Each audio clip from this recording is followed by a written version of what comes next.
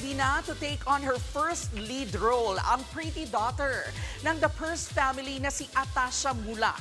Nasa frontline na balitang yan, si MJ Morford. It's her time to shine.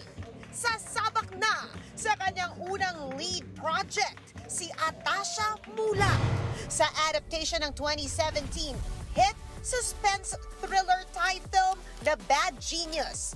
This time, serye ang gagawin ng Viva at si Tash ay si Lynn, ang matalinong iskolar na handang tumulong sa mga kaklasing tagilid sa studies, lalo nang malaman niyang pwede niya itong pagkakitaan. When I first heard about it, I already knew that accepting it, I'm going to give my 100%. Wala po akong expectation kung what the result's gonna be, but as long as I can promise myself that I give my 100%, then I'll be super, super happy with that.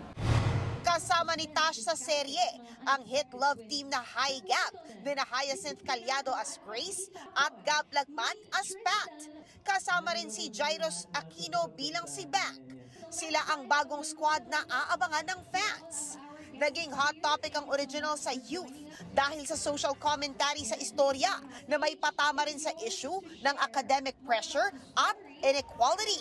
Pero para kay Tash, Hindi naman controversial, but more so, it's a great story. And it's such an honor and a blessing to be doing this project.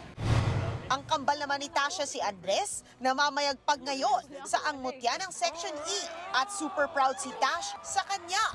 Mapapanood ang Bad Genius soon sa Viva One app. Abangan din si Tash sa bagong episodes ng The Purse Family starting March 30 tuwing 7:15 p.m. sa TV5. Nagbabalita mula sa Frontline, MJ Marfori, News 5. Mga kapatid, ito po ang inyong K-Alaman Queen, Kalad Karen.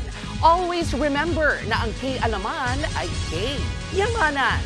Kaya para sa latest showbiz news at dagdag impormasyon, mag-follow at mag-subscribe sa social media pages ng News 5. K?